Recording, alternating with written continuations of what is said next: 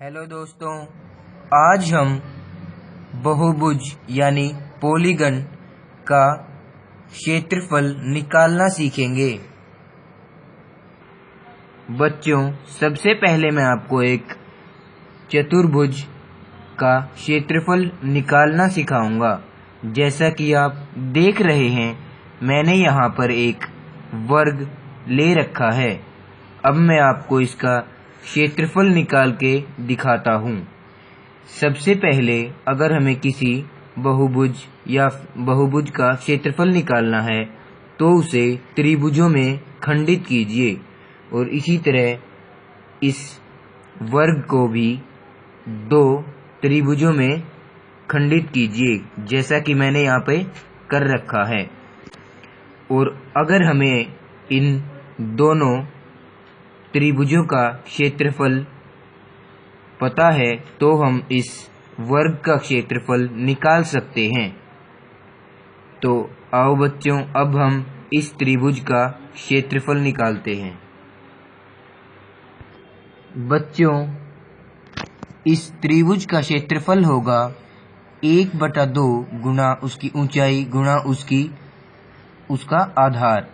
और हम जानते हैं कि यहाँ पर इस त्रिभुज की ऊंचाई a है और आधार भी a है, तो इसका क्षेत्रफल होगा 1/2 गुना a और हमें मिलेगा a का वर्ग बटे 2, जो कि इस त्रिभुज का क्षेत्रफल है।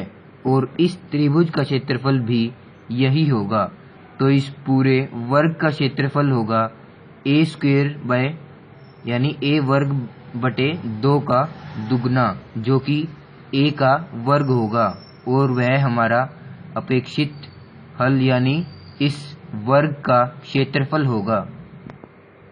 बच्चों, अब मैं आपको और ज़्यादा भुजाओं वाले बहुभुज का क्षेत्रफल निकालने का तरीका बताऊंगा। बच्चों, अब मैं आपको 5 भुजाओं वाले बहुभुज का क्षेत्रफल निकालना सिखाऊंगा।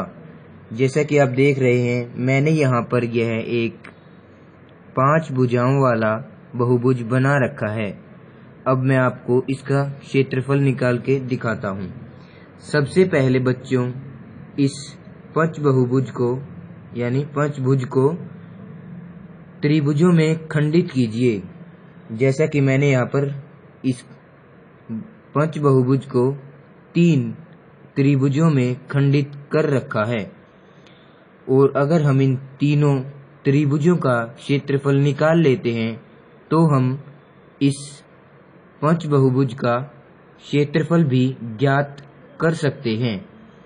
और आप इन त्रिभुजों का क्षेत्रफल इस लंबाई और इस आधार के मदद से निकाल सकते हैं। अगर आपको इनकी ये लंबाई और ये तीनों आधार पता है तो आप इस पंचभुज का क्षेत्रफल निकाल सकते हो इन तीनों त्रिभुजों के क्षेत्रफल को जोड़कर। बच्चों, इसी तरह हम और भुजाओं वाले बहुभुजों का भी क्षेत्रफल निकाल सकते हैं। बाय बच्चों।